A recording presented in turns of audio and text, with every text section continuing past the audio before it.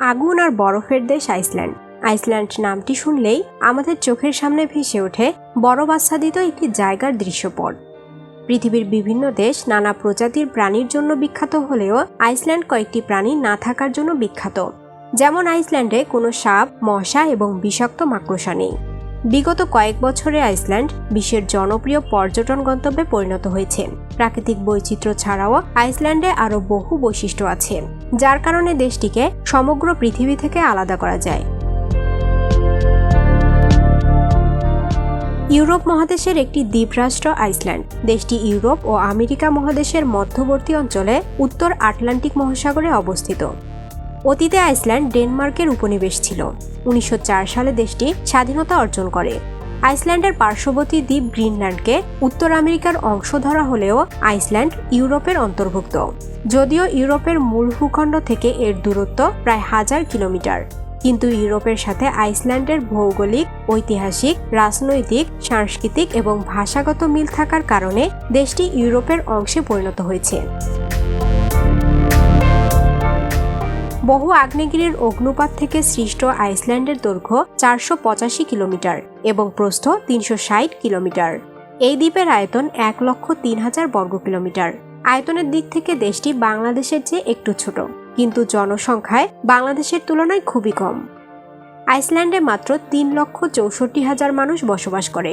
মজার ব্যাপার হলো ঢাকা শহরের কোনো পাড়া মহল্লায় এর চেয়ে অনেক বেশি লোক বসবাস করে।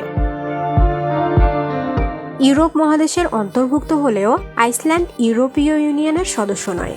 2009 সালে তারা ইউরোপীয় ইউনিয়নের সদস্য পদের জন্য আবেদন করলেও 2013 সালে সেই আবেদন প্রত্যাহার করে নেয়।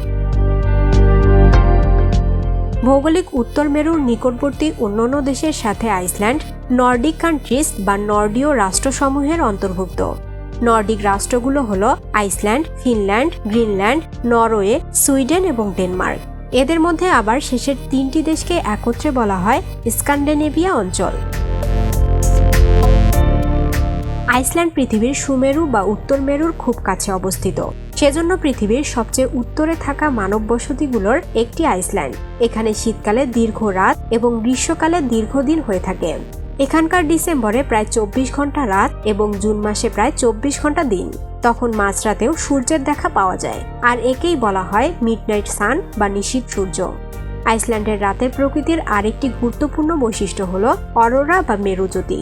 উত্তর মেরুর খুব কাছে অবস্থিত হওয়ার কারণে এখান থেকে প্রকৃতির এই আলোক প্রদর্শনীয় অত্যন্ত চমৎকার দেখা যায়। প্রতি বছর সেপ্টেম্বর থেকে মার্চ মাসের মধ্যে অরোরা দেখতে বহু পর্যটক আইসল্যান্ডে ভিড় করে। আইসল্যান্ডে এখনও বহু আগ্নেয়গিরি সক্রিয় আছে, ফলে এখানে ভূমিকম্প একটি সাধারণ ব্যাপার। আইসল্যান্ডের ভূগর্ভস্থ গরম পানির প্রস্রবণ উল্লেখযোগ্য একটি প্রাকৃতিক বৈশিষ্ট্য। এই বৈশিষ্ট্যের কারণে আইসল্যান্ডের রাজধানীর নাম রাখা হয়েছে রেইকিয়াভিক, যার অর্থ ধোঁয়ার উপসাগর। আগ্নেয়গিরির প্রকট বৈশিষ্ট্যের বিপরীতে আইসল্যান্ডের আরেকটি উল্লেখযোগ্য প্রাকৃতিক উপাদান হল বরফ। দেশটির রুক্ষ পর্বতশ্রেণীগুলোর অধিকাংশ হিমবাহে আবৃত। আইসল্যান্ডে আছে ইউরোপ মহাদেশের সবচেয়ে বড় হিমবাহ, এর নাম ভাননাইকুল। হিমবাহটির আয়তন 8,000 বর্গ কিলোমিটার। এখানে বরফের গড় পুরুত্ব 1,312 ফুট এবং সর্বোচ্চ পুরুত্ব 3,280 ফুট।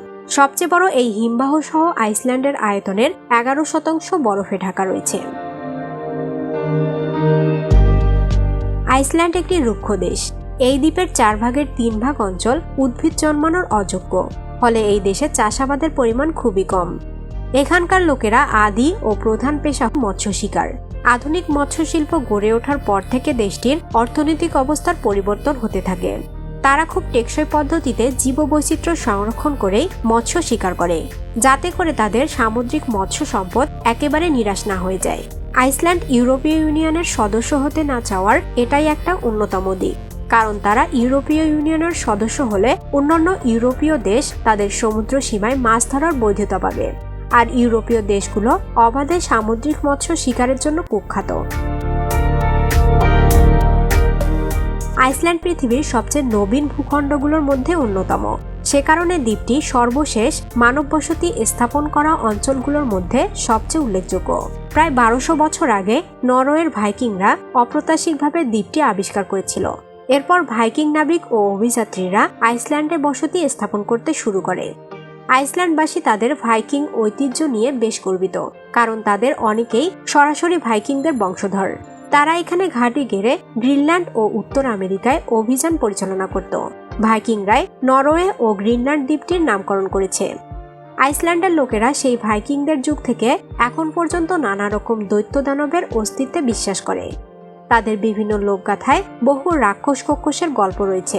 আইসল্যান্ডের সেসব গাথাগুলোকে মধ্যযুগের সবচেয়ে উৎকৃষ্ট সাহিত্য বলে মনে করা হয়।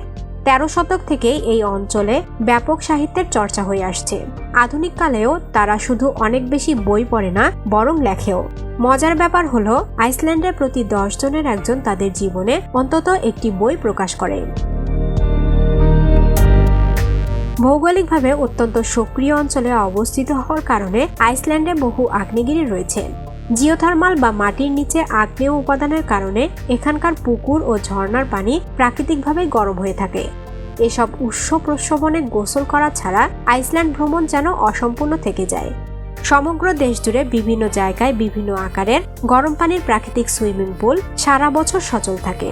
প্রাকৃতিক গরম পানি নলের মধ্যে দিয়ে প্রবাহিত করে এখানকার বাড়িগুলোকে গরম রাখা হয়। আইসল্যান্ডের সবচেয়ে বড় শহর এবং প্রধান শিল্প ও বাণিজ্য কেন্দ্র হল দেশটির রাজধানী রেইকিয়াভিক। এটি পৃথিবীর সর্ব উত্তরের রাজধানী। আইসল্যান্ডের জনসংখ্যার অর্ধেকেরও বেশি লোক এই রাজধানী শহরে বসবাস করে। আইসল্যান্ড পৃথিবীর শীর্ষ 5টি সুখী দেশের একটি। এই দেশে অপরাধের হার খুবই কম, আর সহিংস অপরাধ নেই বললেই চলে। সেজন্য আইসল্যান্ডের পুলিশদের বন্দুক বহন করার অনুমতি নেই। আরও অবাক করার ব্যাপার হলো এই দেশে কোনো সেনাবাহিনীও নেই। আইসল্যান্ডের জাতীয় রং হলো লাল, নীল এবং সাদা। এই 3টি রং তাদের জাতীয় পতাকায় দেখা যায়। রংগুলো আইসল্যান্ডের প্রকৃতির গুরুত্বপূর্ণ 3টি বিষয় প্রকাশ করে। লাল হলো আগ্নেয়গিরির আগুনের প্রতীক, নীল রং দ্বীপটির চারদিকে থাকা সমুদ্রের প্রতীক এবং সাদা এখানকার বরফের প্রতীক প্রকাশ করে। পৃথিবীর বিভিন্ন দেশ নানা প্রজাতির প্রাণী থাকার জন্য বিখ্যাত হলেও আইসল্যান্ড কয়েকটি প্রাণী না থাকার জন্য বিখ্যাত। যেমন আইসল্যান্ডে কোনো সাপ, মশা এবং বিষাক্ত মাকড়সা নেই। আইসল্যান্ড কিভাবে প্রাকৃতিকভাবে মশামুক্ত হলো তা নিয়ে বিজ্ঞানীরা সত্যি বিস্মিত। এই ধরনের ভিডিও নিয়মিত দেখতে চাইলে কতগুলি সাবস্ক্রাইব করে পাশে থাকা বেল আইকনটিতে ক্লিক করুন। এই ভিডিওটি ভালো লাগলে লাইক করুন এবং বেশি বেশি করে শেয়ার করুন। ধন্যবাদ।